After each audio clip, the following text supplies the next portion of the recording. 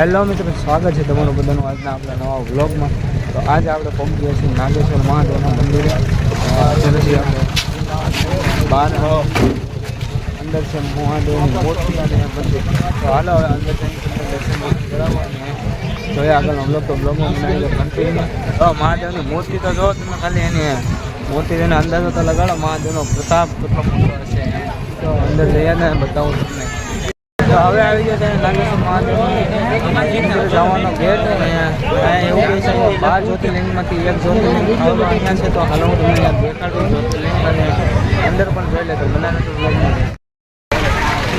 જો મહાદેવની મૂર્તિ જો કેટલી મોટી છે. અને આજે છે અમ્મા, તો એના લીધે ટ્રાફિક પણ બહુ છે. તો હવે આપણે તો અહીંયા પહોંચી તો ગયા છીએ. અંદર ગેટની અંદર એન્ટ્રી તો લઈ લીધી છે, પણ આજે છે હમણાં તો એના લીધે છે ટ્રાફિક પાછળ તમે ટ્રાફિક જોવા દેશે. એના કારણે દર્શન કરવામાં તો લાઇનમાં એટલી બધી વાર લાગે એમ છે. તો હાલો હવે હું આગળ બતાવું તમને. દર્શનની લાઇનમાં તો આવી ગયા હવે અહીંયા લાઇનમાં આવી ગયા છે. હાલો હવે અંદર તમને 12 બતાવું. 12માંથી એક છે, સોરી 12માંથી જ્યોતિર્લિંગ એક છે. તમને બતાવું અંદર.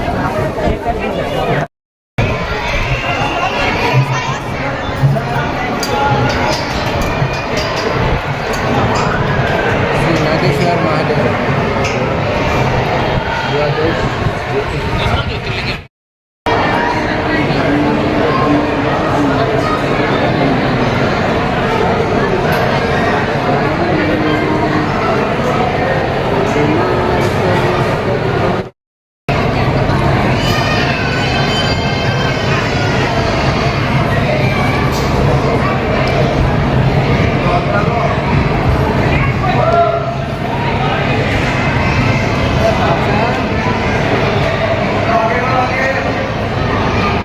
તો હવે આપણે ફેમિલી મંદિર દર્શન મજા આવી ગઈ છે.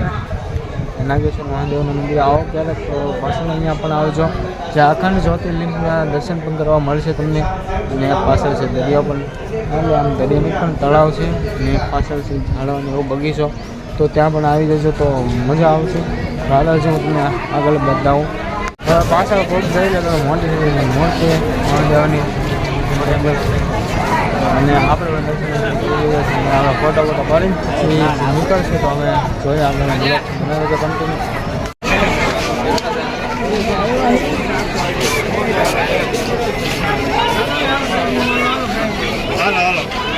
હવે ફાઇનલી આપણે નાગેશ્વર મહાદેવના દર્શન કરી લીધા, શિવલિંગના પણ દર્શન કરી લીધા અને મેળામાં ફરી પણ લીધા.